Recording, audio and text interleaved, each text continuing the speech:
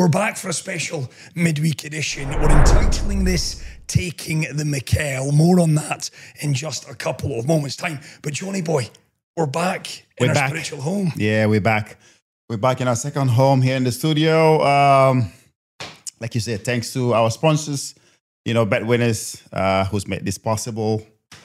Yeah, we're back. We're back. And good to see you again, Chris. It's always great to see you, Johnny boy. And since I last saw you, we've gone viral, John. The John Obi Mikel podcast, the Obi One Podcast, it's making headlines over the world.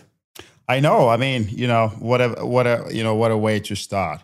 Like I said, there's no better person to kickstart this podcast. My man, my legend, my captain, the big man, John Terry. Yeah, we're trending, aren't we? We are trending. We're trending upwards. As someone pointed out to me a little earlier today, the only way is down after John Terry, but that's not the case. We have to keep the standard up, mate. We have to keep the standard up. Watch out for the next episode and see who's next. Yes, well, we're going to touch on that a little later. Yeah. This is a little bonus edition of the podcast. We're entitling this Taking the Mikel because there is a banner that hangs at Stamford Bridge. I was there on the opening day of the season to watch Chelsea take on Liverpool, and your name is up there. I know, it has to be. A legend. You're a legend. A legend of the club, mate. That's what it is. Obviously, yeah. I mean, I don't know the story about it, but of course I've given 11 years of my life at the club. I won everything there is to be there is to be won at the club as a player. But when you look at the stand, you see the likes of Frank Lampard, John Terry, Didier Drogba, and who's next? It's me. John Obi Mikel. Taking the Mikel. And I said to you, obviously, the Obi One Podcast, we're chuffed with that name. It suits what we're trying to do. But Taking the Mikel is the perfect title for a little midweek edition of this podcast. And this is a chance for us to talk about some of the kind of newsworthy stories, some of the stories that are trending. Yeah. And it's fair to say there's an awful lot trending. Yeah, there's been a lot. There's been a lot of stories, that is out there. Obviously, Chelsea, Manchester United. So there's a lot we can get through. Unreal. And this City side, for your money, John, the best side that you've seen. Yeah, the best side that I've seen, apart from the Barcelona side back then. The football that the City side play, it's unbelievable. Bernardo Silva. And I have to say, one thing I have to say, for any young player watching this right now, watching us, on this pod, we talk about we give this City side a lot of praise and a lot of credit. But can I say, and I know Bernardo Silva won the man of the match the other day, deservedly so. He was absolutely fantastic. He was everywhere on the pitch. He controlled the game from after 10 minutes from the start of the game. He took control of the game, and that's when the City side started playing. But I'll always say that the most important player in this club, Manchester City. You can answer that. You know who I'm going to say. I hope you say this, fella, because I wanted to have this conversation with you. I think, and please tell me I'm thinking of the same person, I think this fella might just be the most important player in the Premier League. In the Premier League. I'm going to say it. Please tell me I'm right. Please tell me we're on the same wavelength. I think we're on the same wavelength. Rodri. Yes. Yes. Absolutely right. Absolutely right. Bang on. He is unreal, isn't he? Unbelievable. I was watching him. On Sunday, and I was thinking, we call this role the Makalele role or whatever we call it. I think that should go out of the window because this guy has taken that position and transformed it and made it 20 times better. I was watching his defensive role. I was watching his ball possession. I was watching his position. I was watching the way he was controlling the ball. His position when he controls the ball, he is already facing the right way. He doesn't need to turn around to say, okay, now I've controlled the ball, I need to turn. Yeah. He's already facing the right way. He did it the whole game. The whole game he did it.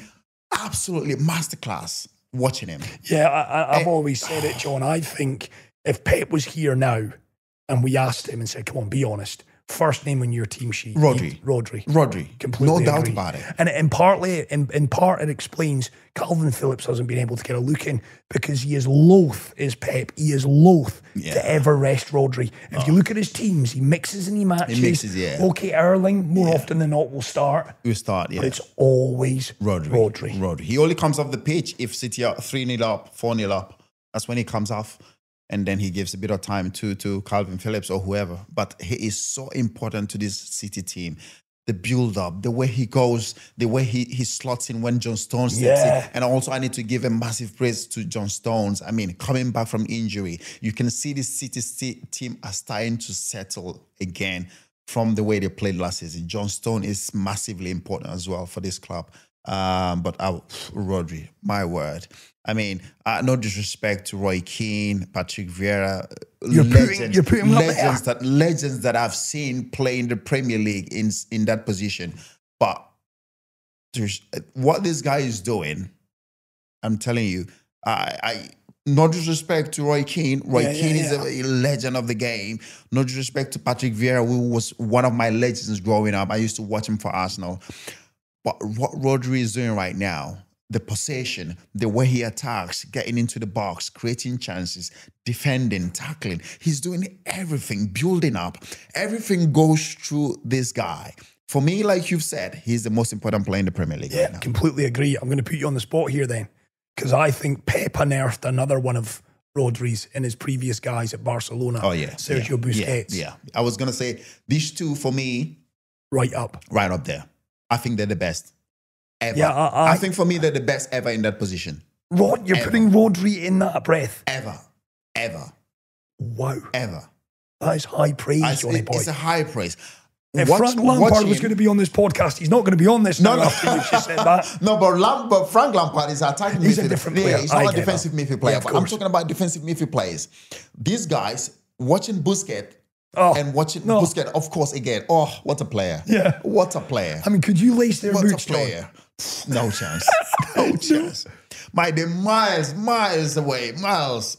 You know, I play in the same position, but, you know, playing that position, when we get to sit, we're told to sit. Because obviously we had the likes of Lampard, we had the likes of Ballack, Essien, who likes to bump forward. So obviously we had to sit.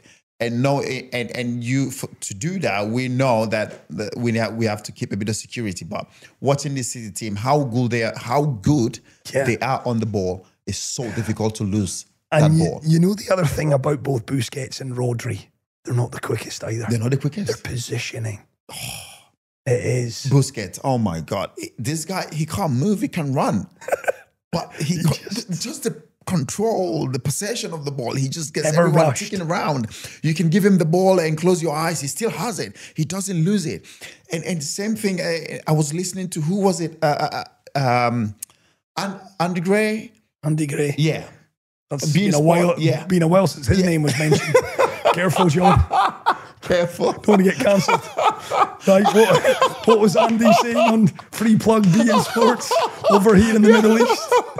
I was watching him after the game. You know, he said he took his time today and he watched one player.